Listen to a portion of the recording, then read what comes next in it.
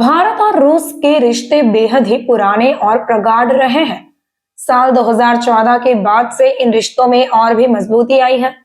भारतीय प्रधानमंत्री नरेंद्र मोदी और रूस के राष्ट्रपति व्लादिमीर पुतिन की दोस्ती के चर्चे अक्सर होते रहते हैं।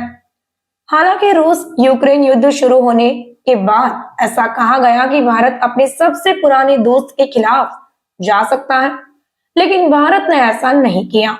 उसने दोनों देशों से शांति और युद्ध रोकने की अपील की। संयुक्त राष्ट्र संघ जैसे मंचों पर भी भारत इस मुद्दे से अलग ही रहा। अब भारत और रूस के रिश्तों को और भी मजबूत करने के लिए भारतीय विदेश मंत्री एस जयशंकर रूस के 5 दिनों के दौरे पर गए हैं। यहाँ उन्होंने रूस के राष्ट्रपति पुतिन से मुलाकात की। इस दौरान राष्ट्रपति व्लादिमीर पुतिन ने प्रधानमंत्री नरेंद्र मोदी को अगले साल रूस की यात्रा के लिए आमंत्रित किया।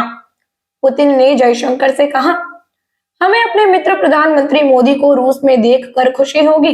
रूस की 5 दिवसीय आधिकारिक यात्रा पर यहाँ आए जयशंकर ने इससे पहले अपने रूसी समकक्ष सर्गेई लावरोव से मुलाकात की।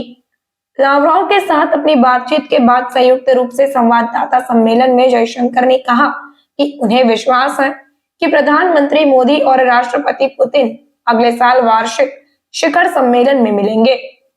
इससे पहले अपनी प्रारंभिक टिप्पणी में जयशंकर ने कहा कि दोनों नेता लगातार संपर्क में रहे हैं। जयशंकर ने एक्स पर एक पोस्ट में कहा, आज शाम राष्ट्रपति व्लादिमीर पुतिन से मुलाकात की। प्रधानमंत्री नरेंद्र मोदी की ओर से उन्हें शुभकामनाएं दी और एक निजी संदेश सौंपा।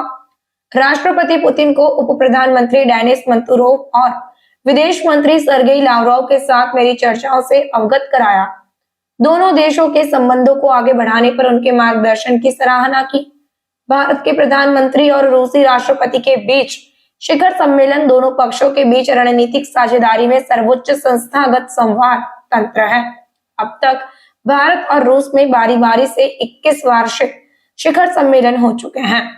पिछला शिखर सम्मेलन दिसंबर 2021 में नई दिल्ली में हुआ था।